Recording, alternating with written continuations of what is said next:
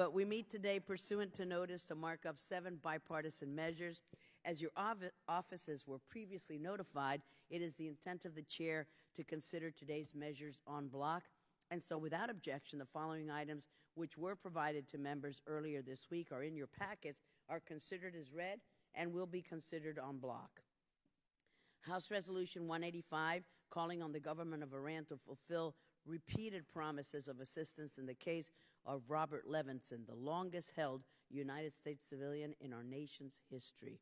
House Resolution 218, recognizing the importance of the United States-Israel economic relationship and encouraging new areas of cooperation. Ross-Layton amendment in the nature of a substitute to House Resolution 218. House Resolution 274, condemning the government of Iran's state-sponsored persecution of its Baha'i minority and its continued violation of the International Covenants on Human Rights. Ross-Layton and Amendment 28 to House Resolution 274. House Resolution 317, calling for the unconditional release of United States citizens and legal permanent resident aliens being held for political purposes by the government of Iran. Ross-Layton amendment in the nature of a substitute to House Resolution 317. After my remarks and the ranking member's remarks on these measures, I'll be glad to recognize any other members seeking recognition. Without objection, all members may have 5 days to submit statements for the record on today's business. And we do so in tandem with my resolution, House Resolution 317, which calls upon Iran to release unconditionally all U.S. citizens, U.S. legal permanent resident aliens, and foreign nationals that the regime has unjustly detained and is holding hostage. The regime has imprisoned U.S. legal resident Nizar Zakka and sentenced him to 10 years under false charges. Mr. Zakka announced this week that he has begun a hunger strike. This subcommittee has received an audio of Mr. Zakka where he states, quote, "I am innocent, never done any crime in my life," end quote.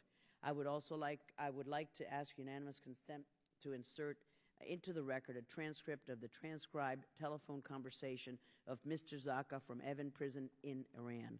So I urge my colleagues to support all of these measures, and the chair now recognizes the ranking member, Mr. Deutsch, for his statement. Thank you, Madam Chairman. I would like to express my support for all of these measures before us today. I'm proud to be a co-sponsor of each of them, and I thank the chairman for moving this bipartisan slate of bills. House Resolution 317 calls for the immediate release of all Americans held in Iran. For too long, this regime has taken American and other foreign nationals prisoners on trumped-up charges, resulting in sham trials and outrageous sentences.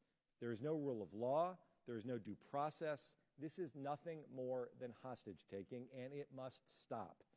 This committee has a long history of speaking out against these unjust detentions, and we will not sit idly by while Americans languish in Iranian jails. Madam Chairman, you have been a heroic ally with me in this effort. I thank you for being my partner. I thank you for bringing forward all of these bipartisan measures today and for continuing to conduct this committee in such a strong bipartisan manner. And I yield back. Thank you so much, Mr. Deutsch.